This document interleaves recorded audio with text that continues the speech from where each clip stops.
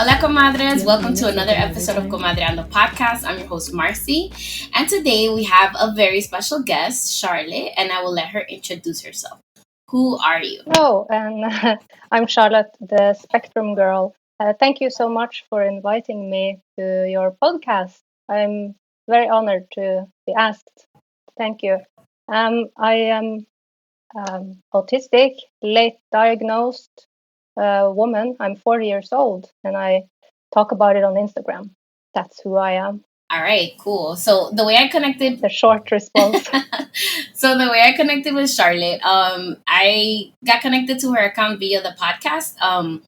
I saw her as an advocate. She was speaking on topics that a lot of people with autism do not speak about. So I thought she would be like the perfect guest for the following topic, which is today's topic is dating and love on the spectrum. And the reason why the topic came up is because a lot of the guests, a lot of the listeners are fans of Love on the Spectrum, the show, and we wanted to kind of get a perspective as parents and as people on the spectrum about what the dating scene is like for people with autism. So you said Cool. your diagnosis is autism and you were late diagnosed. When were you diagnosed? You say you're 40 right now. When was Yes. it that you were diagnosed? When I was 38, and so that what is 2 years ago. Wow. I'm a bit math blind, but I can manage that. Okay. No. 2 years. So how was it that you found out? Like, what was it that you noticed, and what made you want to go and get evaluated? Sorry, it was a bit crackling sound. Okay, so how did you find out?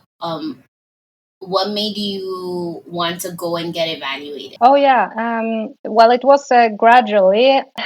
The thing is, I've been autistic my entire life, and how I found out is just, my whole life went pretty sideways, and then one day I ended up not able to work anymore, very burned out, and that's how I found out. But there's a longer version. That was a very, very short one. Should I try and elaborate you can give more? me Maybe as much or as little detail as you want. If you want to like kind of tell us what that burnout was like and kind of the difficulties that you were having at the time. Yes. So it all happened very gradually. My entire life I had been probably like joking about being autistic, or saying, "Oh, I think I must have Asperger's or something," and it was always just a joke. But little did I know that it was not a joke. It was the fact. But it wasn't until like in 2016 when I saw a woman who was like over 30, who was on national television, who said that she found out just recently that she was autistic, or she used the term Asperger's back then. And then the way she described herself just hit home with me, and it was like she was talking about me. And this is the same experience a lot of late diagnosed autistic people they have when they hear other people explaining how their life was before they got diagnosed. We all kind of have the same experience, like, oh my God, it's exactly like you're describing my life. So that was when I started to really suspect that, okay, maybe I do have Asperger's, or maybe I am autistic. Yeah.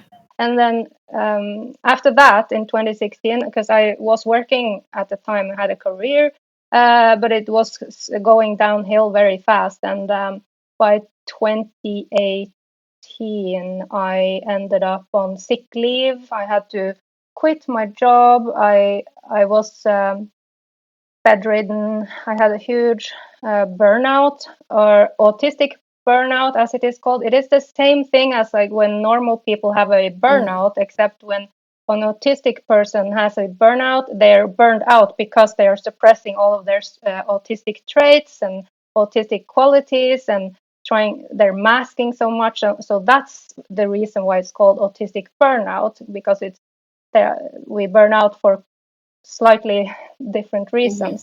And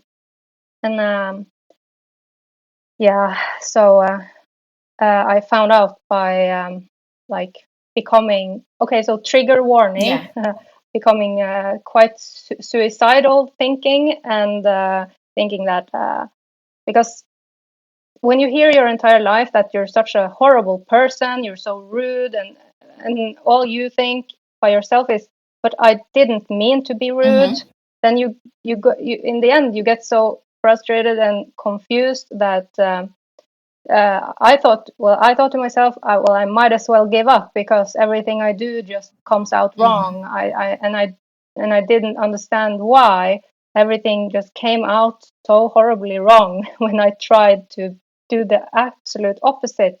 Everybody just looked at me and thought, oh, you're just a blonde, privileged bitch. And to me, that was very strange, because I didn't understand people's perception of me. And I still don't, to be honest. And it was very difficult, because every word that came out of my mouth was perceived to be completely different than what I meant. And of course, so in the end, that drives you kind of insane, nuts. Or so for me, I just didn't want to live anymore, and that's when I got help. Went to the doctor in 2018, and I said, I'm going to kill myself if I go back to work now, because I was bullied so much at the workplace, and I was in an abusive relationship. I got beat up at home by an abusive guy, and which is also very common, right? unfortunately common for autistic people, that they end up in abusive relationships because of some naivety to our personalities. Being hardwired to not see, the bad in people, I guess. Yeah, and so my doctor said, yeah, okay, I'm not going to force you to go to work then. I'll put you on sick leave. And I'm like, yeah, okay, cool. I really didn't care at that point what happened to me. So I just went to bed and I stayed in it for 1 year. I don't even remember what happened from 2018 to 2019. I just remember calling a therapist in the end of, no, it was in 2019, I think, in January. And then I was really intensive in therapy twice a week. And that's when I got diagnosed after lots of sessions in therapy. And I got diagnosed with autism, ADHD, and complex PTSD, and of course, depression. And so, yeah, that's how I found out. That's a bit longer. No, it's good. It's good, because the thing is, a lot of people, at least now, I've noticed that now there's more research regarding people that have children with autism that usually runs in the family.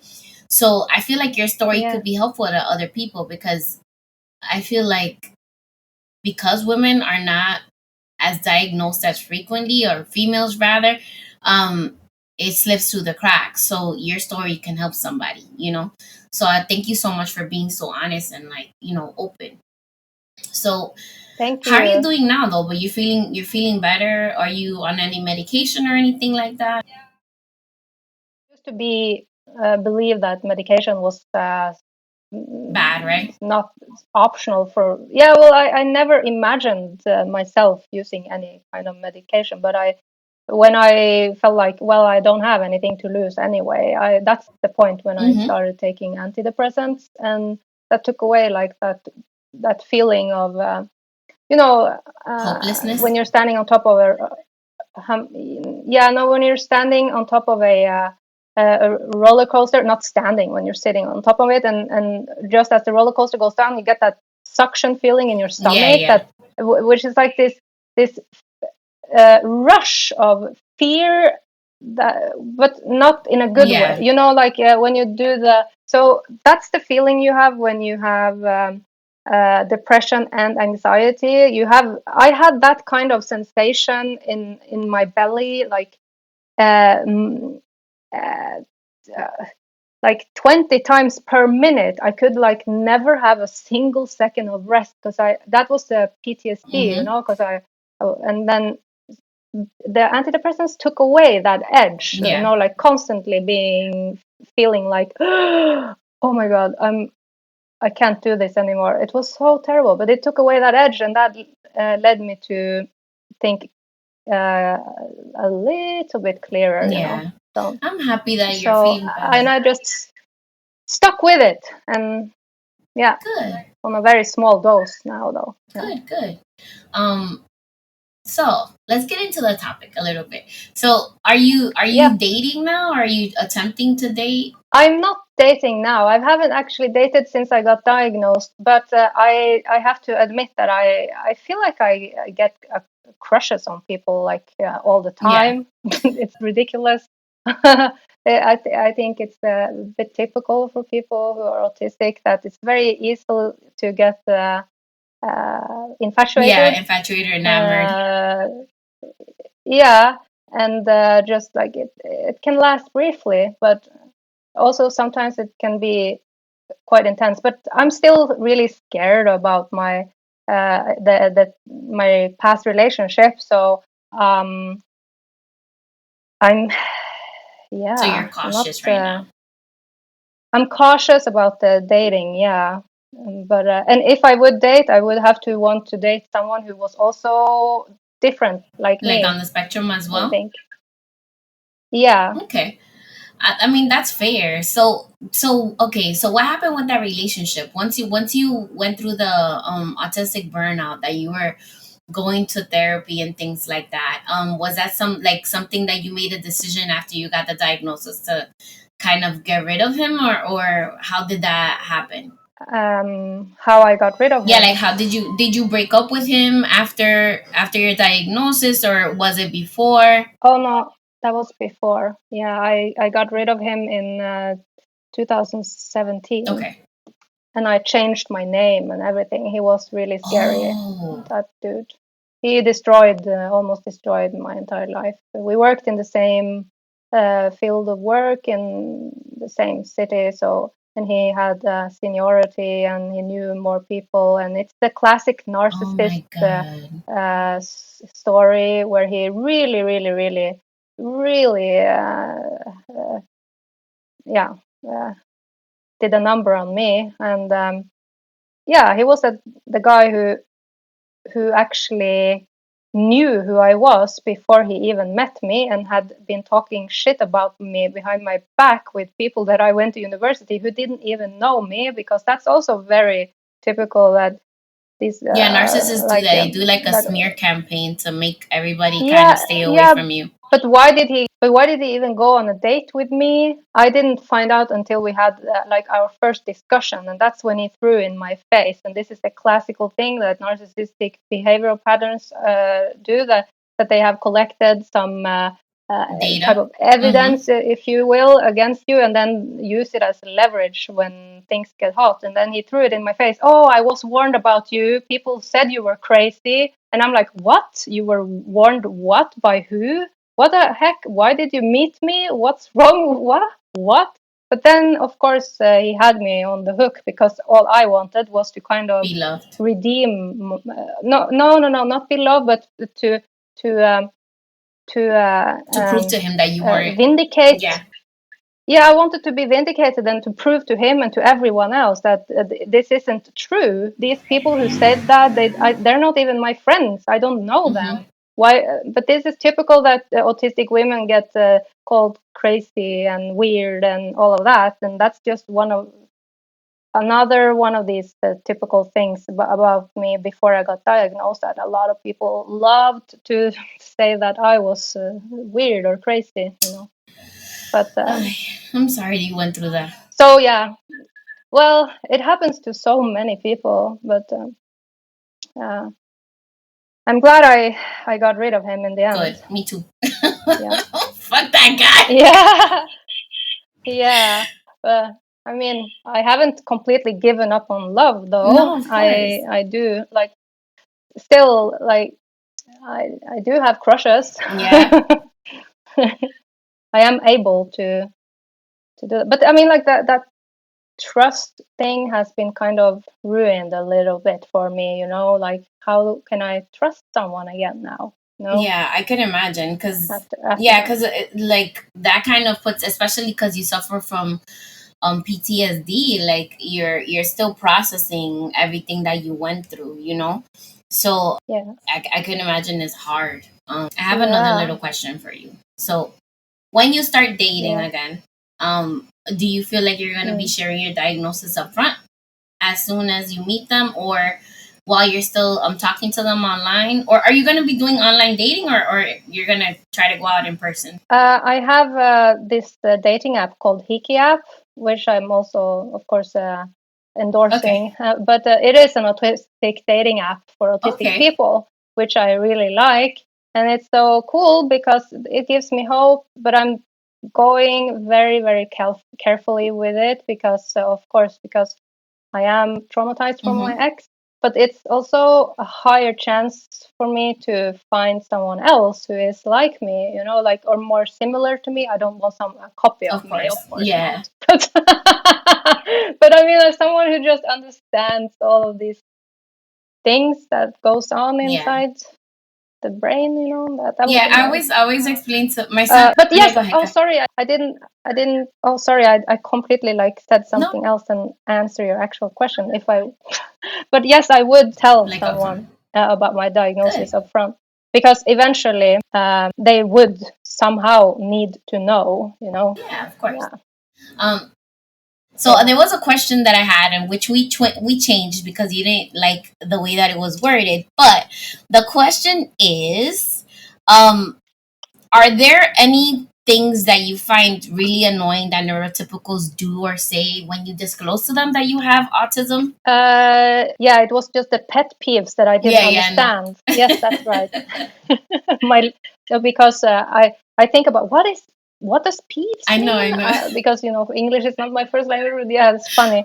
So yeah, I had to Google it, but still I'm having trouble understanding like why is the word pet in there? No, I know. So Why? so basically, a But yes, peeve is so like but an it's like just when you say you're yeah. peeved off, that means that you're annoyed at something. And the only reason why I know this because I'm also a second Oh, language learner. So I had to like research a ah, lot of these things that people would say because I didn't understand because there's no word for that in Spanish. oh yeah, yeah, yeah. Same in Norwegian. There's not a word for that. Yeah. So yeah, but the things that annoy me is when other people who are not autistic think they know more than me. Because every individual is different, so they can't possibly know more than anyone. Like it's just strange. It's just very strange if someone comes and says that I'm wrong, for example, or something. It's weird. It's a weird I sensation. never understand And that. I never understand that. Like, how do yeah, you feel that me you can neither. just like tell somebody who is actually going through, the experience of being autistic, like, no, you're wrong. Like, what is that about? One thing that they told me, like when I disclosed that my son has autism, they're like, oh, but he doesn't look autistic. I'm like, autism doesn't have a look. Like, Oh yeah, what? yeah. So after I got diagnosed, I've been very isolated here, and I haven't really. And then COVID Mm-hmm. came, so I haven't actually had the opportunity to like meet people in like physically Mm-hmm. meet people, only like mostly online though. But yes, there has been like psychiatrist even who said that they didn't think I looked autistic, which was like What? what the yeah. When I was being after I had my ADHD diagnosis, I went to talk to a chemist or like a psychiatrist who about Yeah. medication and who didn't know me. And then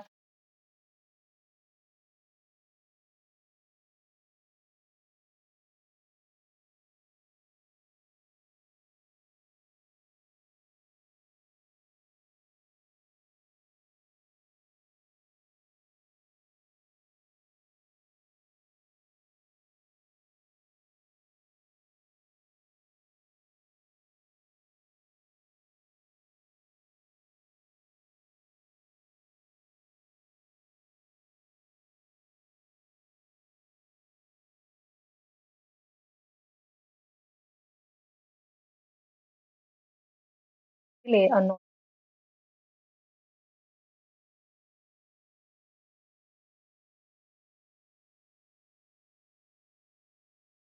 for other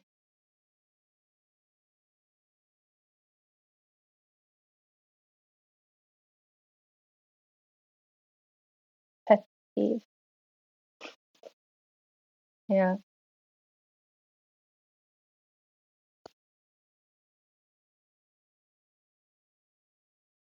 Mm.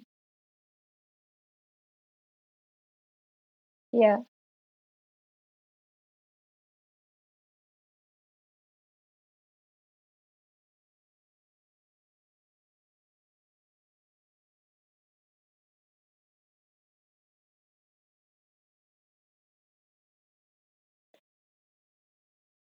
Yeah.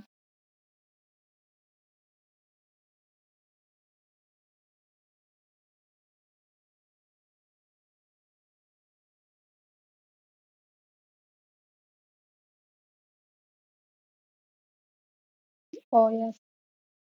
Oh, I so agree with that. It is one of my biggest concerns that contributes to everything that makes me feel sad or feel heartache is why are people mean to each other? I mean, it sounds so cliche, but it's like so important. Like, why don't people have more compassion or show more empathy? I don't, that's for me is so hard to understand why some people are just mean. Just don't get it. Mm,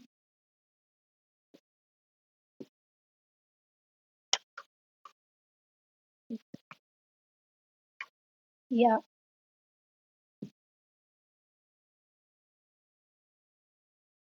I used to be a graphic designer in the advertising and design industry, but I had so much problems that I had to quit. So because I was bullied in the workplace and I just couldn't handle it. Had so many bad bosses. I never had any problems with getting a job because I was amazingly good at masking. So I could just.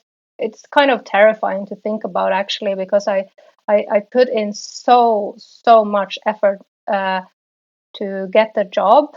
And when I got it, I actually was thinking to myself, why did I do that? I have no idea how I'm going to keep this up. I mean, they loved me in the interview and they look at my portfolio and they think, oh, she's got cool style. And they all told me that, oh, your design style is so different. It makes sense to me now. I mean, yeah, I was always doing things differently, and people told me all the time, always, that you're different. Someone told me, "Oh, Charlotte, you're not factory made," and I even made a school project based on that sentence, and um, and I got a job because of it, because somebody said that I was different, not factory made. But yeah, so I had a design career and I quit it. I lost that career also because my ex-boyfriend who was abusive was also in the design industry and he spread lots of shit rumors about me. And yeah, it was awful. So I just couldn't anymore. I couldn't fight it anymore.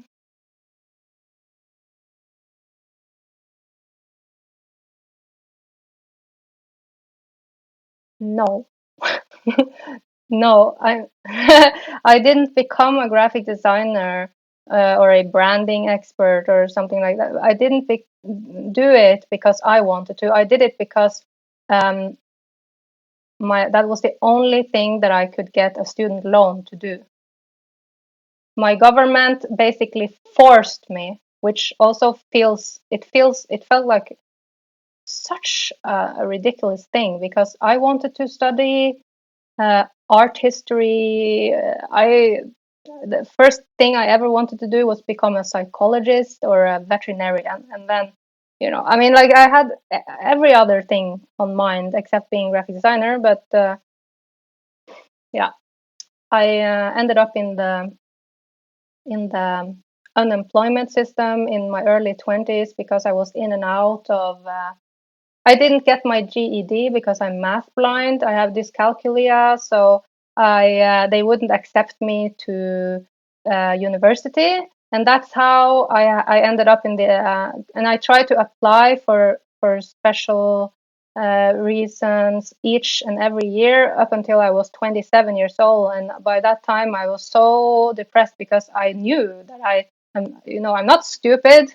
That is, I mean, art has nothing to do with math. I mean, I can surely read about ancient Greece without math. Why the hell do they? I mean, like, it was so frustrating. But so the Norwegian unemployment or whatever, they can fund people like that who are ends up outside, of everything, and help you with loan to go study. But I had to do it on vocational school because I didn't have my GED, so it's complicated. And that's when I ended up in graphic design, because they kind of did like a professional psychologist test on me and found out, oh, she is a creative type. And I said, yeah, I want to do this and I want to do that. And they said, no, but no, we won't allow you to go and do this and that.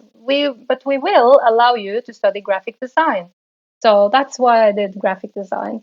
But yeah, so I pressured myself to the maximum, because I thought to myself, yeah, fine. I just want to do something, just anything. I can't sit around here and do nothing, because that's going to make me want to die too, because I can't use my brain or do anything. And so I did graphic design. I went to do that, and then I moved to England and I got my bachelor's degree after that. And I did really well, actually, considering everything, with the undiagnosed ADHD and being autistic.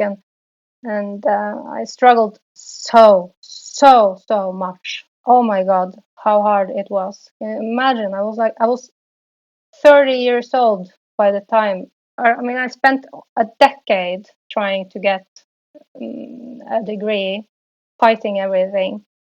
And then everything, like 6, 7 years later, went to shit, and I lost my career anyway. So, yeah.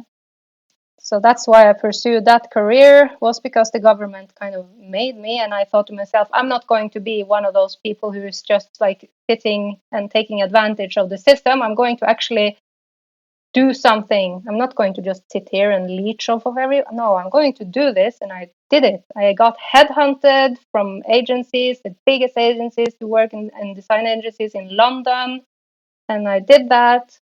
Yeah, whatever. I did everything as good as I could. It still didn't work because I was just mean and rude, and I couldn't socially function. So because I was undiagnosed, autistic woman who just said everything weird and wrong. So yeah.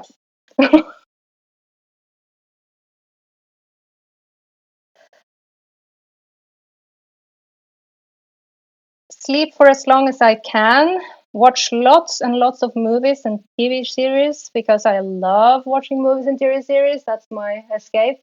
I watch it to the much more than other people when they say, "Oh yeah, I binge watched entire season 4 of Stranger Things yesterday." But I could say, "Yeah, I binge watched that, and I binge watched 5 other shows after that too." It's like ridiculously. It's too much. I realize, but yeah, but that's when my brain feels like it kind of has can disconnect completely and relax when I do that. It's very strange. And then there's room to create something in the background. It's like, yeah, it's two different hard drives working. But yeah, and then do endless research on topics that interest me, and do some writing. Also really makes me feel like I'm taking care of myself, and listening to audiobooks, and then laying outside in the sun whenever we have sun here in Norway, because that's very rare, and I hate to be cold. So self-care for me is to run out and soak some sun. Yeah. Yeah, that's it.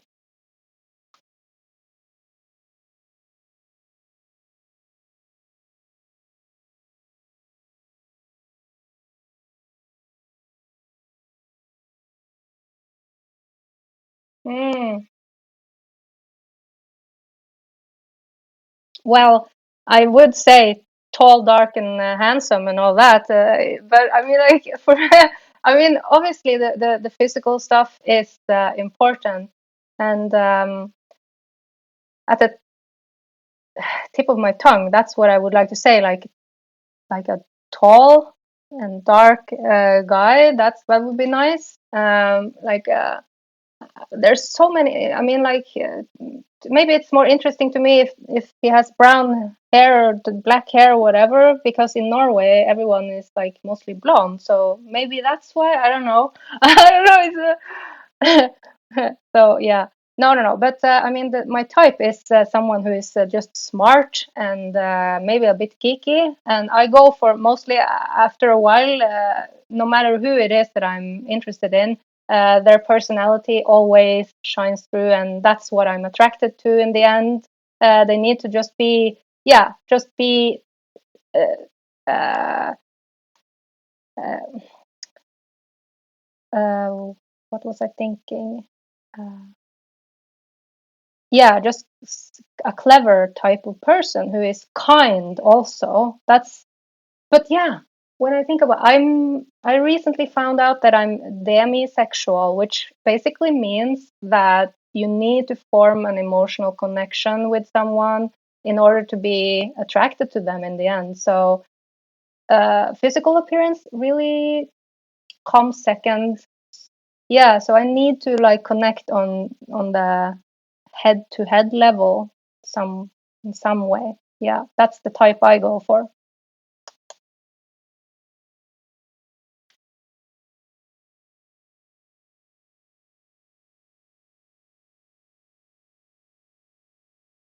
Mm.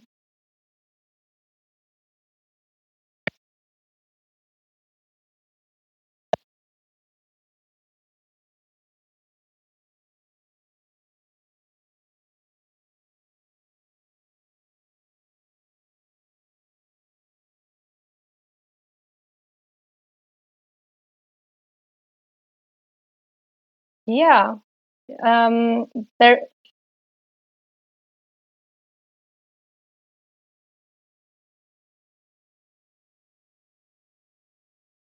Yeah, let me check out my own content actually.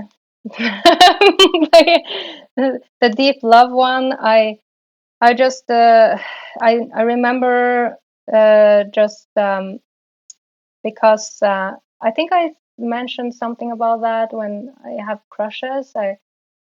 We because autistic people can easily just become infatuated or have crushes, but also when we fall in love, we just have extremely intense feelings of love, and we can just become very focused on that person. Of course, everyone who is crushing on someone gets very intensely, like feels intensely over someone, but um, autistic people can uh, become quite hyper fixated as and a person can almost become a special interest, and Ah, but not in a creepy way. It's never okay, of course, to stalk someone or push yourself onto someone. That's not what I mean.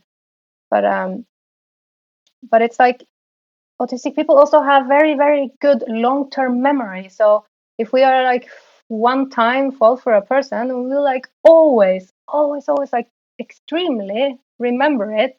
Like well, me, I cannot, of course, talk for everyone, but there's a lot of people who have told me they feel the same way about it. It's just so um, the long term memory. Also, if someone hurts you, it's the same way.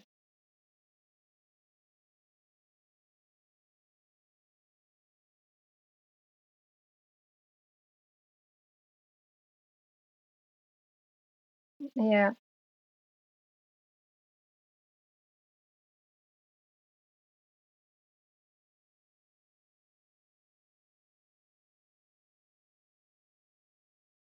yeah,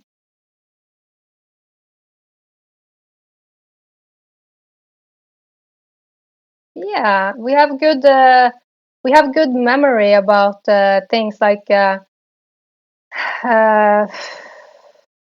things that really matter to you. For example, we will remember it, and well, other people may not really take such great care in remembering small things like that, and we're great at like analyzing details and stuff about people. So um, I guess that's also kind of good when it comes to loving other people, that because it makes us in a way very attentive on a different level, and it may not seem like it to some people, because we show some autistic people show emotions in a more flat way, but it doesn't mean that the feelings are flat.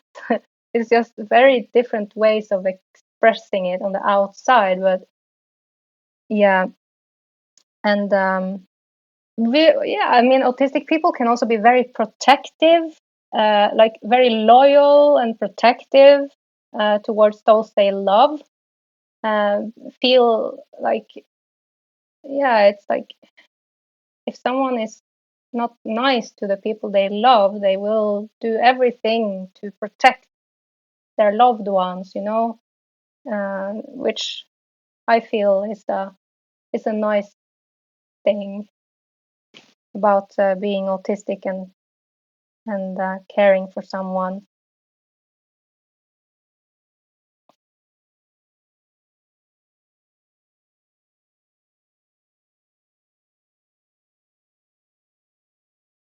Mm. Yeah, yeah. Oh my God.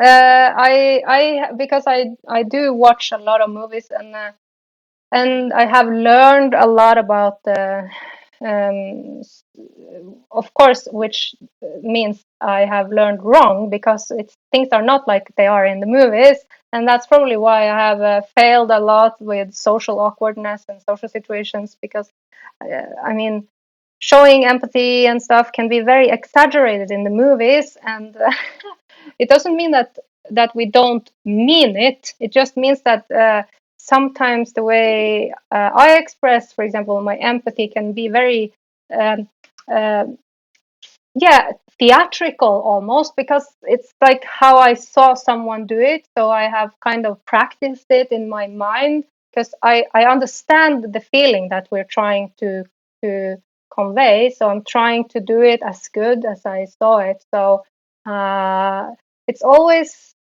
the best intentions, at least. So, but yeah, I think, yeah, that's maybe because we're very visual type of people. And when we have seen some love scenes or something, it sticks so much in our brains. So, yeah.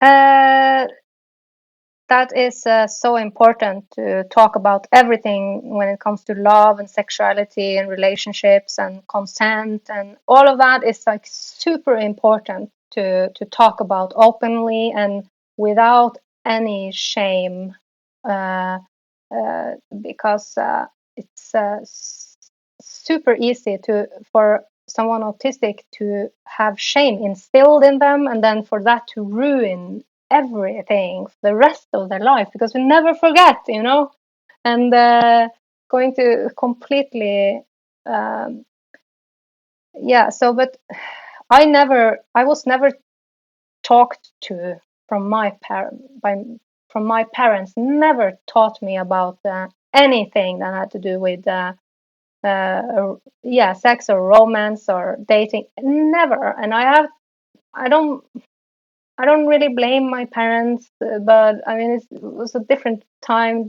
generation, and all that. But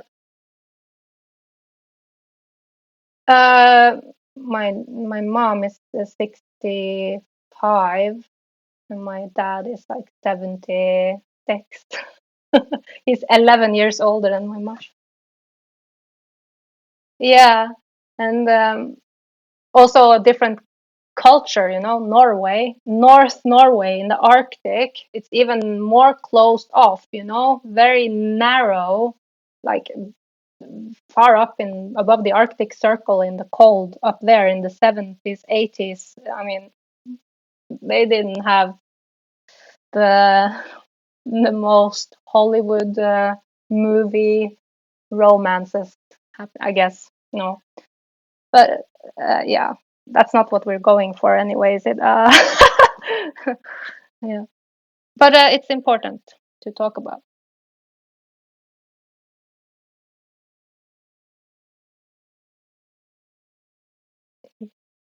It's very important. It's a must. You have to. Everyone has to do that. Otherwise, it's going to be like a hit or miss, and that it could be disastrous for if they're not lucky going off on, for example, and meeting some jerk who takes advantage, and then they didn't know that they were supposed to say, I don't feel good about this, because nobody ever said that they were supposed to trust their gut feeling and say, no, I don't want to. So they just can be, you know, um, persuaded or whatever. It's scary. I have been in When I think back to my teen years, I was in so many shady, almost kind of scary situations that I just barely escaped with luck. Now that I think about it, it was just pure luck that I didn't. Nothing worse happened to me. Um, mm, yeah, yeah. No, I had my first boyfriend when I was 20, so that's good. And he was a really nice person, but I was not in love with him. So I don't know why I even,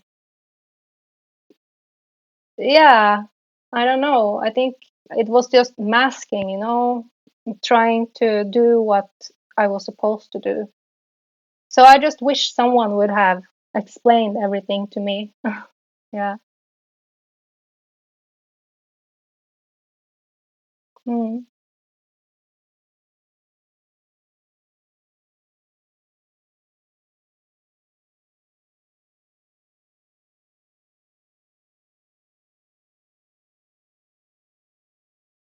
mm,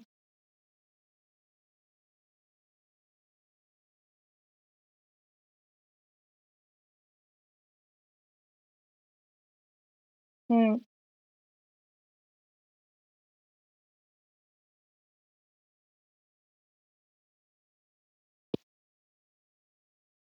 Oh, yeah.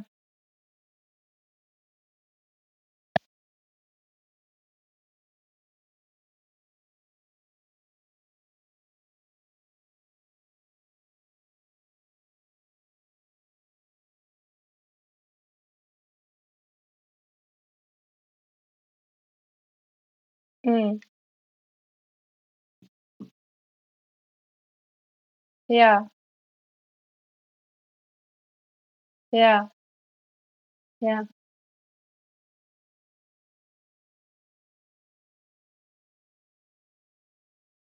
yeah, yeah.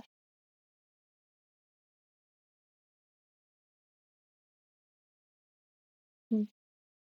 Yeah, it is super important for for the safety of kids. And yeah, I was never, I didn't know what self satisfaction was. Had no clue. I mean, I have to be honest. It happened to me by accident. Yes, I was just. I was just. I mean, I don't even want to get into it. I mean, yo, but it's no, I wasn't even touching myself. It just happened by accident. I swear that's it's just hard. I've actually never thought about how it's nothing embarrassing to say. It's not embarrassing, but it's like it's just the fact that nobody ever told me that is annoying. You know, like why didn't nobody ever tell me? Uh, and I mean, yeah. So yeah, it was weird. And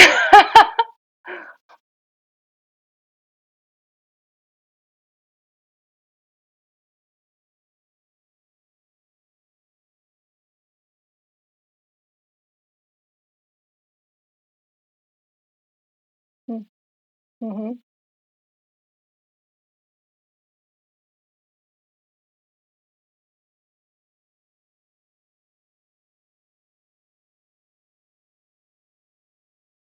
mm, yeah, yeah, yeah,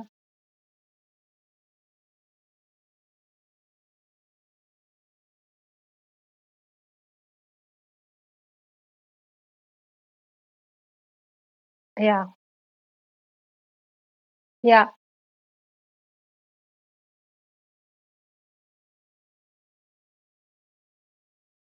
Mm,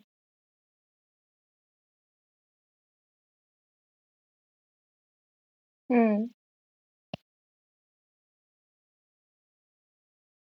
yeah, yeah.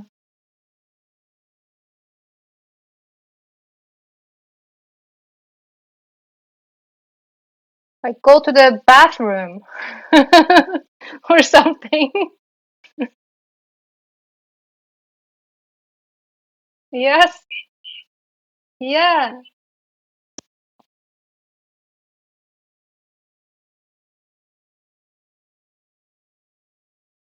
Mm,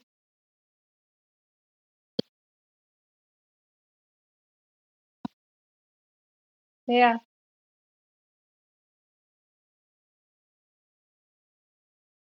yeah, yeah. Yes, yeah, yeah.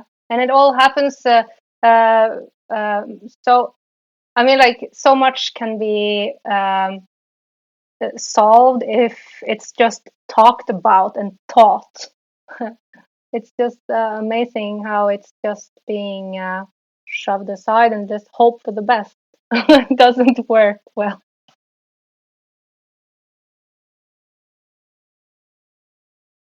Mm,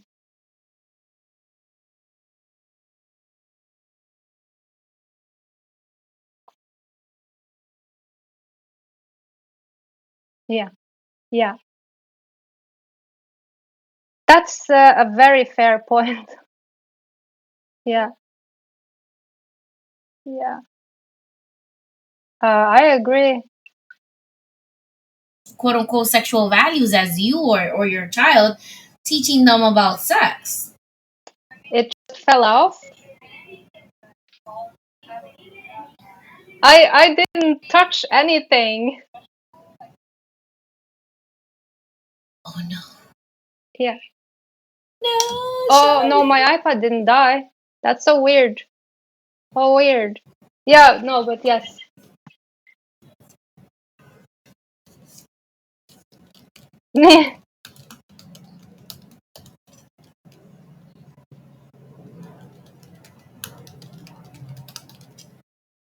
Well, I'm a bit worried about making any specific suggestions here because this is not my expertise. I have to be honest about that. I'm not, I know. but I'm like, that's oh no, just come back.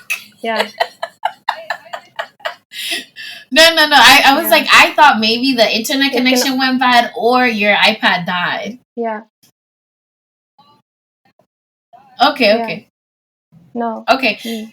So we can go back into that. So Well, I'll count us in, and then we can so start continue the conversation from I there. mean, Sorry, it depends three, so much two, from one. family to So you were family saying that you feel like a what specific relationship they have professional should be in with their charge of parents teaching this to the and to the all that. kids. So if there's never a guarantee that the parents are going to be talking about this and teaching the kids. So if they can't be taught about it from uh, family No, it's members, okay. But like then as a person someone with in the autism, I school feel like that system or health system you when you're know a more, child needs to be there and and you can think about what provide you that would have information and liked that help, as and a that it kid could because your be parents some medical necessarily weren't professional open or about sex or some relationships. maybe So what do you think would have been better for you as a child? I mean there Excuse me. like as sexologists, aren't there loads of people who, yes, sex therapists or whatever, who may specialize in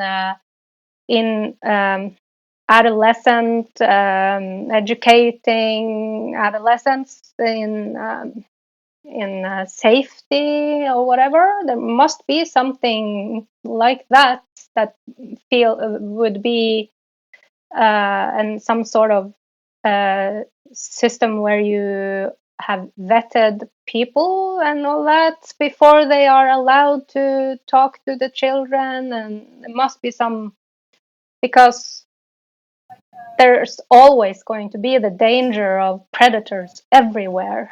I Yeah, mean, there's sex that is therapists. always going to be extremely difficult. But if you have someone who you know is has been vetted, comes from has a long Mm-hmm. education and has references and shit, and I mean, like, maybe it Mm-hmm. feels. I mean, it would be better that.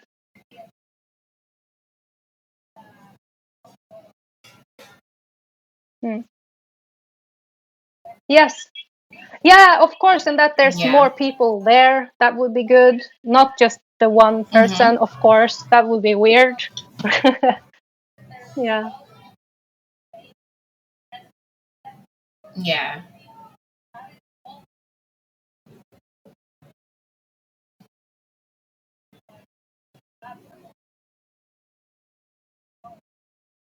Thank you so much. Yeah. I mean, I was as a teacher, I would feel comfortable if there is that class, right? But that I'm there supervising to make sure that nothing strange is happening. Like Mm. yeah, that is not just yeah. No, yeah, definitely. But this was such a good conversation, Charlotte. I thank you so much for being on the show and like bringing your perspective. You're so open and honest, and I really enjoy what you're doing. I'm gonna be putting the link to your show to your Thank you so much for Instagram having account me. on the show notes of the show. Yeah. And I'm gonna end the show how I always end it, which is follow me at Comadreando Pod on Instagram, and you can follow Charlotte at the Spectrum Girl on Instagram as well. And if you have any questions at all, please feel free to send me a Comadre-Gram at my email, comadreando at escthenetwork.com, or slide up into my DMs. um, Feel free to send any feedback, or if you want Charlotte back, let us know.